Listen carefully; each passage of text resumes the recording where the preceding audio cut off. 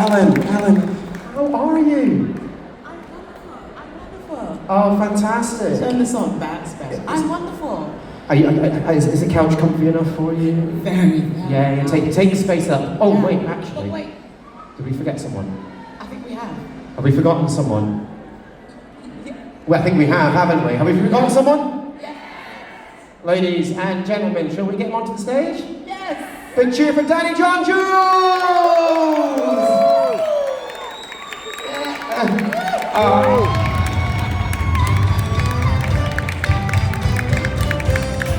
You see that? They didn't have no pyrotechnics and smoke, so I brought me own.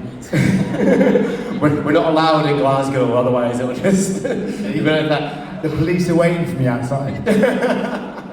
Amazing. How are you guys doing? Are you enjoying the convention today? Have you seen... Absolutely. It's Yes. always great when we sort of meet each other at these conventions, because nowadays, at our age, it's the only place we really see each other, isn't it? We used to see each other every week. Yeah, that's true.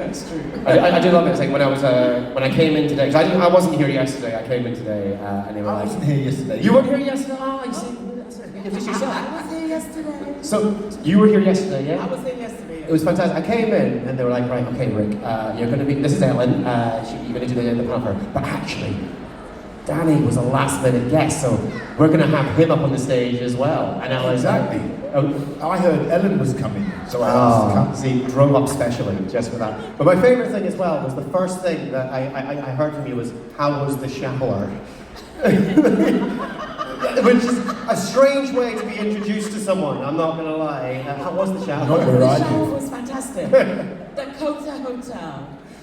10 out of 10. That's all I can say. So if you're looking for a shower recommendation, that's the way to Highly go. recommended. So have you two been to Glasgow before? That's the big question. Oh, yeah. Yeah. I've been to Glasgow. I was in Glasgow easily 20 plus years ago. Wow. I was filming a television series called Cardiac Arrest. Yes. You can find it somewhere on the, somewhere. They're all online, aren't they? Yeah. It was written by Jed Mercurio, who, and he was a doctor one time. Yeah. And he decided to write... Big right. He decided to write this television series about the medical profession, his time working at the NHS. And people were like, "No, you can't do this is wrong, this is wrong." He said, "Look, I'm a doctor. What I wrote was my experience working as a doctor in the NHS." It was shocking. He talked about how doctors were so tired because they were so overworked and underpaid that they make mistakes, all those kind of things that we dread to hear. He was exploring all of it in this TV series. Yeah, it's called Cardiac Arrest. If you see it, watch. And It's 20 terrific. years later, of Yes. course, we all believe it now. Yeah. When Granny's on the gurney in the Yeah. corridor. Yeah. You know, so we have to, give these guys a lot of credit. Yeah, 'Cause yeah, it's very, yeah. The industry will fight against you because obviously, there'll be a few MPs calling up going, Yeah. "What are you doing?" And blah, blah, blah, blah. They get a lot of stuff. All of this stuff has to go through lawyers before you ever see it. Yeah. So the fact that it was on telly, that's legally fine. Yeah. But Yeah. it doesn't stop them from making your life hell on that show. It's fine. But Glasgow was so welcoming. That was the first time I fell in love with Glasgow. Actually, yes, with Glasgow. And then I fell in love with Edinburgh. Why city? I fell in love with Edinburgh. I came to Edinburgh with a play. The play was called Ritual, and it was one of the first plays that I did that went on tour. We had the most amazing summer. The Edinburgh Festival was like the place to be, and we couldn't believe our luck. There was one day we did some publicity, so we went and hired kilts and full Scottish regalia, and we were prancing around town, giving out leaflets to everybody, and the people were so welcoming, so warm, so we were like, "Oh, we like it here, can we stay?" So there, I have really, really lovely feedback from Glasgow and Edinburgh, so I like your city. I love that. The people of Glasgow are like, "What? People were friendly in Edinburgh? Not possible." They are. That was amazing. Well, I first came to Glasgow in the late 70s at the King's Theatre. And I was in the a dance group called the Second Generation, Dougie Squire's Second Generation, and I was in a variety show with Lenny Henry and the Crankies. That is quite a variety show now, isn't it? Like, Then next time I think I came to Edinburgh, I was I used to do a bit of DJing back in the day, like Craig does now, and so I went on tour with a band called Joe Boxers, and we played Edinburgh. No, sorry, we played Glasgow Cup final day against Celtic and Rangers. So you can imagine, I'm in a van, like, you know, the typical touring van with this band, with about 8 of us in it, and we hit the crowd. Man, we heard the singing from about a mile away, right? And then when we actually got into the throng, it was like everybody, eyes front. You remember what they looked like?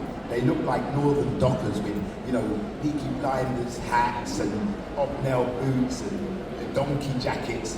And can you imagine these guys singing, walking down the road with crates of beer on their shoulder? You know, we were like bricking it. And that night, we played that night, and of course, one of those teams is going to lose. They're going to be in that club that night. I've never been so worried in my life. You know what I mean? But that's Glasgow for you. Nothing happened, of course. We had a wonderful time, and that was just paranoia. so I've got to ask, obviously, you've been to Glasgow before, you've been to Edinburgh before. Let's have a little test of things that you may or may not have tried. First of all, deep fried Mars bar. Do you know what? I was in that chip shop last night on the station. I always go there. Yes. I was there at midnight last night. Oh, see, local already, aren't you? I looked, they had the battered hamburgers, the battered, I don't know what it was, a big long black thing, I didn't know that was supposed to be black pudding. Yep. Yeah, so what else?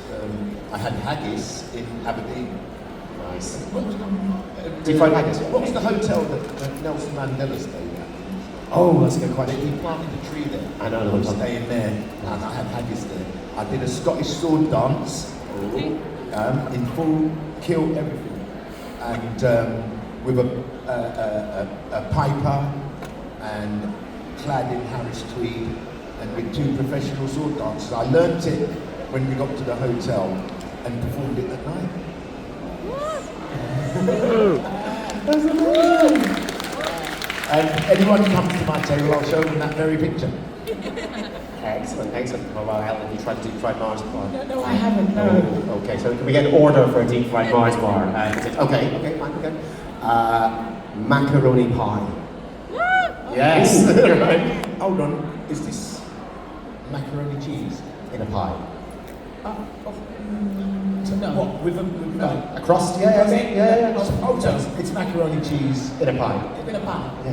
No, I haven't. We Caribbean people leave the pie bit out. Just the macaroni. Macaroni cheese, you sell that all day among us. In fact, you don't need anything else. Gotta have the macaroni pie. Cheese. Give us a cheer if you've had a macaroni pie. Give us a cheer if you've had a macaroni pie in the last week. It's a staple. So it's around your house afterwards then. Okay, last one. Tablet. Have you tried tablet? Oh, tablet. Yeah, tablet. Scottish tablet. And it's a sweet, it's a type of sweet. No, I haven't. It's like fudge but damages your teeth even more. Oh my days. Basically, they took fudge and they went, fudge does not have enough sugar, let's stick more of it in there. So I won't be eating that. These teeth cost far too much money, baby. Amazing. So you guys go back then. So you guys have worked together before. What have you worked together on? What was the highlights? We worked not together, that's in paradise. But we've done stuff. I was not in your episode. We've done all kinds of stuff.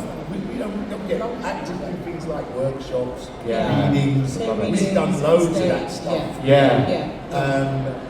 Look, and in that scenario, pretty much actors, if they're not working on stage or on telly. They're going to be working at something else with actors. With or workshops. trying to get workshops together. Yeah. Someone will come up and say, look, I'm trying to get this film together, can you come and read it? Yeah. You know, and those are the bits that no one sees. All of these actors, you know, you might not see them on telly, but they're absolutely grafting for other people. And I can tell you a simple story where you can get the results out of that. One time I actually drove all the way to Peterborough, some guy at college. He said, oh, I'm trying to get my passing down film together, can you come and, you know, do a bit? And I went down to Peterborough, you know, and like you do. And many years later, the Gallants trio are doing their professional photo shoot at 3:20. If you have pre-booked, please make way over there now. Thank you. That's showbiz. Yeah. Anyway, so Yeah, he's doing his film. doing his film, I went down and helped him. Anyway, many years later, my agent got a call. He said, oh, look, some guy wants you to do this part in this TV series that they've just got commissioned. One of them, they both write it, one of them directs it, and the other one edits it. So it's just that. Anyway, so I got there, you know, it's the old thing, you know, why me? What that? Straight off a no audition, goes, why me? And he goes, when we was at uni, right, you came and helped our friend on his film, and we always remembered that. And we said, right, when we get our first job, we're going to hire him. And they did. I played the police chief, another American police chief. That was crazy. It was called Top Coppers. And that's, you know, you might not get the benefit then, but they never forget you. Yeah. And that's happened to me quite a few times. I love that. What about yourself, Ellen? Have you got any? I'm sure Helen's had the same. We All the time. Yeah. People usually come up to me and go, oh, I really like your work. I've written this play, or I've written this TV show, but I think that you won't be available and, you know, you won't want to do it. I'm like, no. I tell you what you do. You send it to my agent. My agent will send it to me.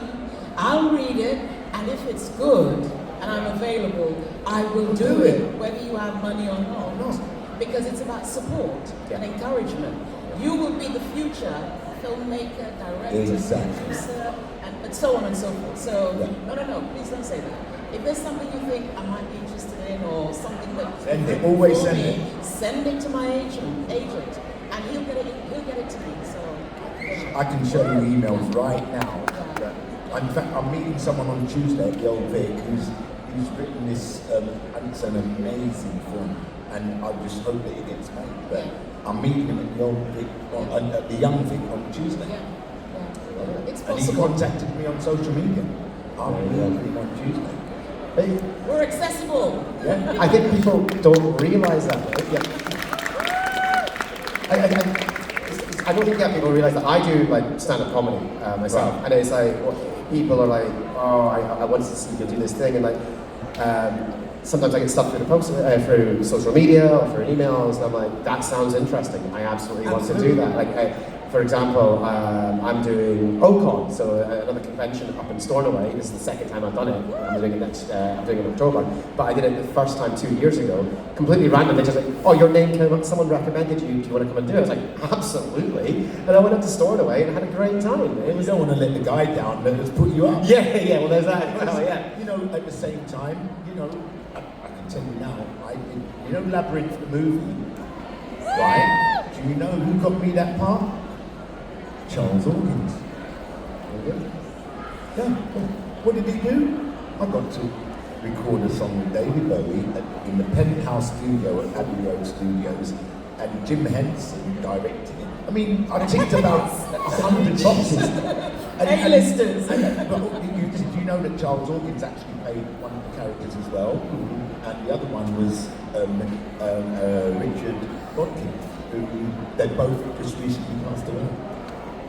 And so how Charles Hawkins played Queeg in Red Dwarf. He also choreographed the Blue Midget Dance and Tongue Tied. And how he got the role in Red Dwarf is we finished the series and we all went to dinner, you know, so everyone brought their wives, so I brought the 7-foot tall black-balled American. And of course, he absolutely destroyed everybody at this table that night. So imagine there's Paul Jackson, the producers are, Robin Duck, the writers, Ed Bye, the director, they all got their partners with them, and Charles literally just took over the table, and they turned, and he's the only character in 38 years that they wrote an episode for specifically. And after it was just like Robin Duck, Robin's like, you know, really excited, Manchester, Robin, we've got to write an episode for this guy, we've got to write an episode for this guy, and that was it, quick. And it turned out to be one of the best guest star appearances voted by the fans. I couldn't believe it. Unbelievable. And that's it. You know, look at that. He gave me legend. I took him out to dinner and they wrote an episode of Red Dwarf for him. I went, hold on a minute, they wrote one for me. How long did it take for Promised Land, didn't it? And the actor who played my brother, Ray Fairron, is a good friend of mine. Yeah. And we'd never worked together. I'm nearly 50 years in this. He lives up there. I live here in Brent. He lives there in Brent. I went to see him at the Harlesden Library. He did a talk there, and I went. I mean, I would go and listen to fellow actors, and his story is pretty much the same as mine. The guy from, you know, typical sort of Windrush generation. London, blah blah blah, went to a little drama group in his local area in the church hall. Exactly the same as me, he ends up playing my brother 45 years later. And that's the thing, isn't it? You don't know who you're going to meet, and it's like, it's just, and be open to sort of trying everything. Like, Ellen, your back catalogue of your experience is insane, like, especially to go from like EastEnders, which is like huge, but now you're like doing like Arcane. Like, how different could you get between the two of them? What was it like, sort of like having that sort of experience, like, you know, EastEnders and Death in Paradise and all these types of things, going to something like Arcane? What was that like for you? Amazing, absolutely amazing. You were amazing. But in relation to EastEnders, I'm in the history books, because having played 4 different characters over the last 30 years. right. Every time they invite me back for a casting, I think they're going to ask to about this play. And it was like, no, something completely different. So the last one was my favorite, Claudette Hubbard. Yeah, but not many people get to do multiple characters in a soap opera. But Claudette Hubbard was just, she was the first class bitch. I loved playing her. She was sexy, she was cool, she was just, I really, because it's the complete opposite to me. So I really let my hair down to play. That's when we're in our element, when it's a departure from ourselves. You know, we all pray for that. Nobody wants to play themselves. You know, there's far too many of them out there doing that, and I don't want to be that. I want to try and get far away from me as possible. And what characters, have you had a character like that where you would say that's the furthest away from you? Do you know what? Well, Red Dwarf, yeah, but the one that really scared me was Playboy of the West Indies on stage. Because, I mean, Cyril Unry is a big giant in the game. We were the same age, and I was playing his dad. That, for me, was that wet bottom time. Yeah? And I mean, you know that you ain't got this together till you get on that stage. You know, but you will never know until you get on the stage. You know, and not only that, it's a part that has been played by some very great names in our business. You know, Rudolph Walker was in the first one, wasn't he? And I'm on stage with people that I watched on telly, Oscar James, Malcolm Fredericks. I mean, I'm watching people that. My first ever job in front of the camera was an extra, and the play was called Glue Tube, and it starred the guy that I was on stage with in Playboy of the West Indies, Oscar James, who was in the original Family of EastEnders. Yes, that's Very icy. Yeah, 6 degrees of separation. I love it. So, But I love the whole arcade. Oh, by the way, a fan told me that Arcade was nominated for an Emmy in the US, and a fan told me, oh, actually, Arcade has won. what? An Emmy. See, a So Emmy. I mean, come on. So, basically, you've got 2 Emmy-winning actors. Yeah. Red Dwarf got an Emmy. Yeah. Come on. That is just wild. How's it feel? I mean, yeah, because Emmys are like amazing. Yes, So, yes. You want to see the goodie bag, the list of things in the goodie bag. Like, Wow. Yeah, you got Americans, didn't they?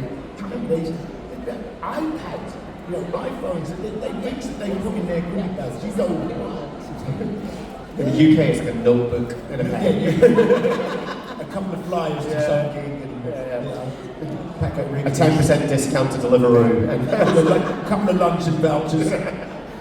You can spend them anywhere except McDonald's. here's some Dairy Dunkers, but they're off. It's Dunkin' but I Donuts. have to tell you this about Arcade. It is, I call it the gift that keeps on giving. Because it was my first voice acting role. I've done plays on BBC Radio 3, 4, 2, and so on, which is very different because there you're not on your own, you're with other actors and so on. But with something like Arcade, you are on your own because you're in a recording booth in London. There's no references around you. Yeah. You just got to They're in see LA, those or they're come in out New here. York, and that's it. And, what starts off as a pen and ink drawing over the months become what you see now as the show. It's just been phenomenal. And you don't know until it comes out. I remember I did a bit in After Christmas, and she was in LA, and I got her on the screen here. And you know, it's kind of strange. Giving you a note, you go, and then you go, oh, you know. And I just finished doing an animation film, right? We've done the voices, we know what our characters look like, but we haven't seen it. Myself and Sean Pertwee. And my first ever convention was in Chicago, believe it or not. There we were, at top of BBC Two, never been invited to anywhere in England. I'm on the plane to Chicago, going to a convention. What? So anyway, I get there, there was about 7 Doctor Who's there. I'm striding through the airport with John Pertwee. I couldn't believe my eyes. I was like, that's my doctor when I was a kid in the 60s now. And so, you know, I'm the actor, I'm supposed to be the actor. I'm going through the airport like,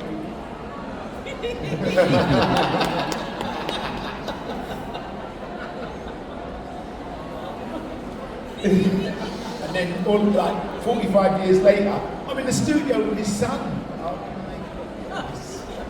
This is a business that keeps on giving, but it's also a business that you're in the wrong place, it keeps on taking. And we've had many people fall off that cliff, you know, and you know, it's mental health time for a lot of people in this game, and you know, it's not all smelling of roses. You know, when you hear no for 5 years and you're trying to be an actor, it's like, and you know, a lot of people, you know, don't come back from that. And I know people who've gone back to doing 9 to 5, selling insurance because they can't take no anymore. And it's like, what can you say to them? And you know, somebody gave me a really good explanation of that. I think it was a producer. He was saying to me that no, look at it from another perspective. That no means that you're not tall enough for what they want, you're not short enough for what they want, right. You're not fat enough for what they want, you're not skinny enough for what they never want. know. And all the things that you can't be. So that's what that no is. Exactly. So don't take it personally. But, you know, I've never thought of it. So that's how I you think. yes, That's the way how you they keep your sanity. It wasn't for me. And I also that's believe it. I'm a firm believer in what's yours will never be go yours, past yeah. you. It will go round and round about, but it will come back to you. yeah, and Yeah. not, you know, it doesn't just come like that. I mean, you know, it's we're talking about Death in Paradise. What they don't see is that I had 4 auditions for that role. It wasn't, there's no one giving work away out there. You know, I had to go and earn that. So that means if I had 4 auditions, there were people right around and were in the same chance as me of getting it. And it's how do you turn up at the next one? Is it, are you going to up your game? They've seen you 3 times. Obviously, I'm making my decision today. But you don't know, it could have been 8 times. Hollywood, something, people have been there for a year auditioning, screen test. But, we just have to crack on through it. I did it for Arcane. They saw me 3 times. The first time I was there, we went to Pinewood Studios, just before COVID. Went to Pinewood Studios, and there were about 10, 12 other actresses, all the same age group. And we all know each other. We're always turning up at the same casting. So we had a great time having a laugh and, cheering for one person. And then went to the audition and went away. 2 weeks later, they called me back. I said, oh, that's good. So I went back. There was a thing with LA, and they told me what they were thinking about the character of Vanessa, who she is. So I did the casting again. I went home. 6 weeks later, I didn't hear anything. And just as I was about to give up, I said, okay, it wasn't for me. I hope that one of the other fabulous actresses I know has got the job, so I left it.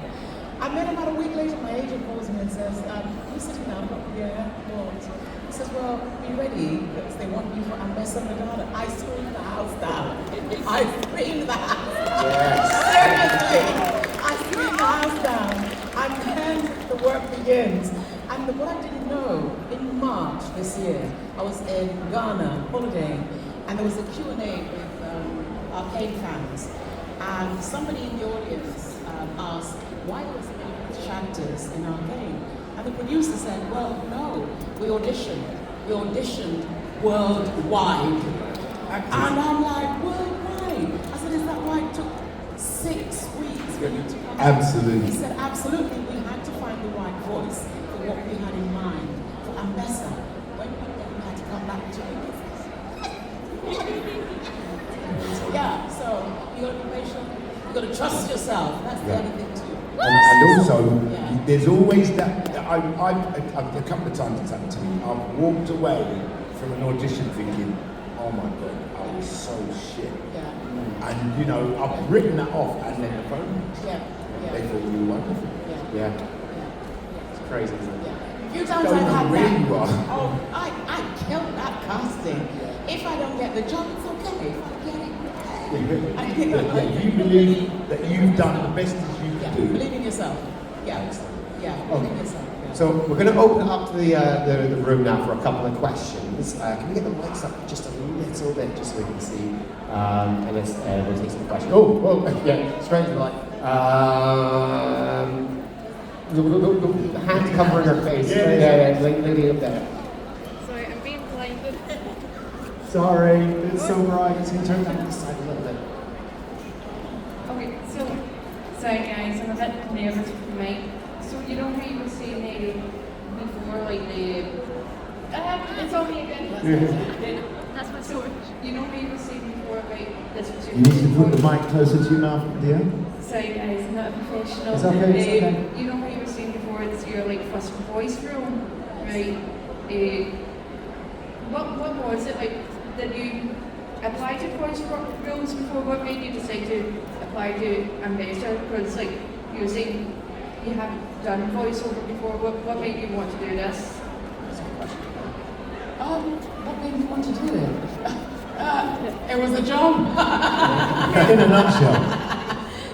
First of all, it was a job, but also I was attracted to the information they gave me about Ambessa, this powerful warrior woman. And I just thought, oh my goodness, yes, I'd love to play her. And I had to dig deep in myself to find her. And because I'm a theatre actor, I have a theatre background, you work a character and you find out all the information you can about the character. And then you go play her so that whatever changes, you can find your way through because you know the person. And I remember someone saying to me, well, how does that work? I said, look, if you ask me what Ambessa had for breakfast, I can tell you. Yeah. She had a young man. Hello. Absolutely. Yeah. That's the kind of the level that you have to go into it. So whatever happens, you can find your way through. So, yeah. It's Based fascinating. and casserole. That's to be done slowly over 7 hours. Got a question from Sylvia here as well. Hi, you both had such insanely vague roles. Danny, specifically for music, and it was Red Dwarf and Storymakers. So I was wondering what your process for picking auditions or like choosing which auditions to apply to actually is. I didn't quite get the last bit. So what's your process of picking audition? Like, do you picking a job, picking auditions? I swear I've never picked a job. If that guy auditions me, and if I go to that audition, even if I haven't read the script, I've got to be prepared to go through with that. If you do not, and they go, well, you like the audition, you really want it, and then you turn around and say, well, actually, I don't want to do it, boy, all you're going to have in your audition diary is tumbleweeds. Yeah, it's just going to... Everyone goes, oh, she's above her station. You've got problems. So for me, I'm of the ilk that I can make any character work. So I'll audition for anything. And you can look at the characters I've done. I read Red Dwarf and went, oh my God, what is this? And I was thinking, the first scene, the first thing that came to my head was, who's he talking to? There's no one else in the scene. And I realised, hold on, he's talking to himself. And then, that was the first one. And I thought, wow. And people say, well, what did you think when you first read Red Dwarf? And I was honest, I said, listen, this is either going to be a monster hit or the biggest pile of poo ever made. And luckily for me, it was the first one. Yeah, no, and I'm on record as saying, I was like, imagine going to the audition, thinking, how am I going to do this? And all it said was, there's a guy in a smart suit. That was it. So of course I went to the audition in a suit, which was my dad's old wedding suit. And the cat's first pink suit was copied to the stitch from that suit. I love it. But the other thing too also, you have to have fun. You really have to go in there, not just to impress them, but have fun for yourself as well, in terms of exploring. Yeah. I'm going to explore this and push it as far as I can and have as much fun as I can there and then, which makes it so much easier. It then becomes, as we want to work with you, we know you're going to bring something amazing to the show, the film, the television, the voice, whatever. They know that. And if you go in there with the other attitude of like, nah, that doesn't work. That really, really doesn't work. So go in there, I'm going to have fun and I'm going to bring you along with me, etc. That seems to work. Well, so I'll keep doing that. And also, the first thing they're going to know is if she's, for instance, if she comes in with something, like a flower in her hair, something, I don't know what it is. If you're going up for, Billie Holiday, and some girl comes audition with a flower in her hair, she's done her homework. She's done her homework. Yeah. He came in his suit, his hair was all slicked back, he's done the homework, and they go, well, one thing for if we hire him or not, keep that guy in mind, because he's working, and those guys will come back at some point. Well, famously, Michael Dorn from Star Trek Next Generation went to his audition in full Klingon regalia and didn't speak to anybody the entire thing, just acted like a Klingon the entire thing. Do you know the story of Robin Williams' audition for Mork and Mindy? Right? Absolutely. I mean, how do you audition for that part? Yeah. I mean, He went in and he had fun. Yeah. Do you know what Bright he did? braces. Yeah. Well, he's meant to be an alien, isn't he? Yeah. So he's auditioning an alien, right? So how does an alien sit? How does he? Do you know what he did? He did the audition on the chair in a headstand. That makes sense. Yeah. Yeah. That makes perfect sense. That's him. That's Mork. Yeah. And 50% of that show was Robin Williams and His best. and who didn't say Mork calling awesome, Mork calling awesome, coming awesome. Love it.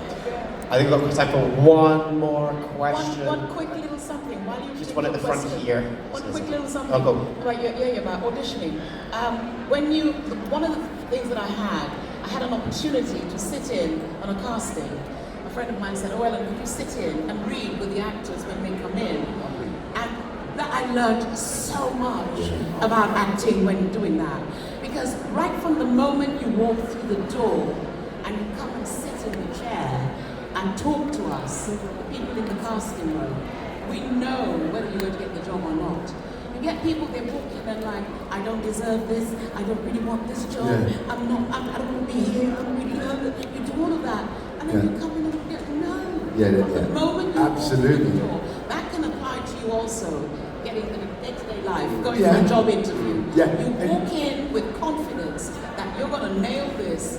That works. That really, really works. So I learned a lot and from you know that. what gets in the way of that is because you're a nice person.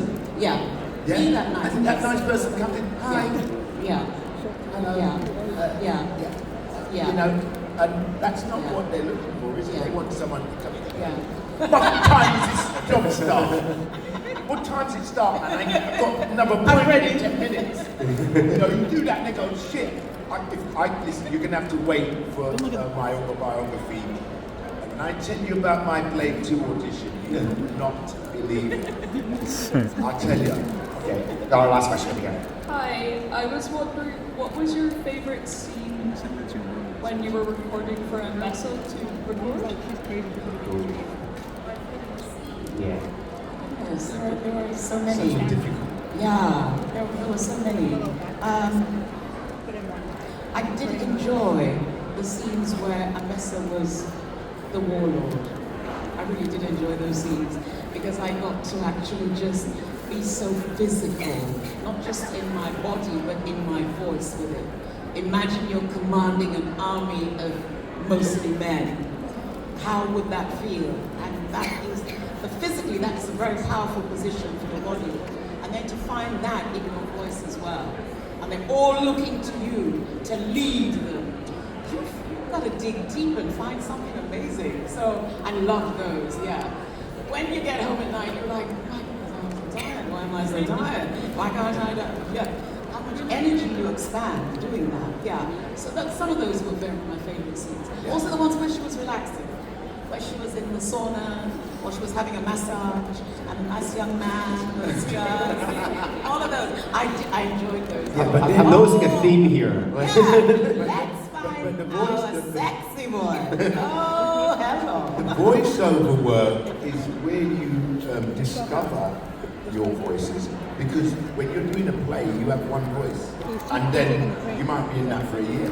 Now, whereas the guys that are like, there are guys out there, their whole career has been voiceover work. There was a very famous actor called N. Rytel. He gave up doing telly because he had so many voiceover jobs a day. He'd go from one to the other. So, like, sometimes he'd do 5 voiceovers a day, and in them days, a pound was a pound, and they were. Apparently, he made about $1 million just doing voiceovers, and he never did telly or anything. He was a proper legit actor, but he just didn't do it. Why am I going to go and do a rep? You know, 500 quid a week equity minimum, and he'd get that for 2 hours work. I mean, so, you know, that's where you thought. I mean, for me, I was lucky. At one point, I was commercials, and so I got so much voice work. For instance, I did the British Gas Flame, which was different to the Spearmint Polo guy, which was different to, you know, Reach for the Sun, Sunny Delight. I'm going from this guy to and that's where you cut your teeth in voices, in voiceover, because you don't get that many characters in your career on stage. But I just want to say, just very quickly, if there's anyone out there who thinks that that's what I want to do, or voice acting, I say go for it. Seriously, if you have what everybody calls a very interesting voice, please, it's your gift. Yeah, it's your gift to give to the world. Make a tape. Do you know what you do? Yeah, find an agent. If you want to know, I tell you who dominates and still does and has been for years, voiceover work on television. Yeah. Mariella Foster. Yeah. Her voice has earned her. Oh my God. Yeah. She's been doing this stuff for like 30-something years, and I still hear her voice on commercials. Yeah. So yeah, if you have Yeah. what everybody keeps saying is an interesting voice, then please explore it. Yeah, make several, Yeah. like copy some TV or radio commercials. Yeah. You don't need no music, just your Yeah. voice. Yeah. On your phone even. On your phone, and send it into voiceover agents. Yeah. You can Google voiceover Because agents. you don't have to be legit, you don't have to have a union card. Yeah. You can walk off the street and walk Yeah. into a voiceover studio Yeah. And you don't even have to walk into a studio, you can just do it online now as well. You can Yeah, select it yeah. on, so. You know, they don't even go to the studio now. Yeah, so fantastic. Guys, that's a great way to finish. Just go do it if you want to do it. But guys, we give a big round of applause for Ellen and Danny. Thank you, guys. Absolutely fantastic. Thank you so much. Fantastic. If you've enjoyed this, you know, you can use the hashtags like EpicCon, and obviously at Fan Frontier, you can just tag it as well if you've got any pictures or anything like that. Stick around because I don't know if you noticed outside, there was some school kids' drawings for their superheroes and everything like that. I think they're filtered into the room. We're going to be announcing the winners for that in a second as well. So please stick And around. also, don't forget, you know, he's got an act. If you see him, go and see his show. Yeah? Woo! Don't forget to get yourself a plug rubber. Again, give it up for Ellen and Danny! Woo!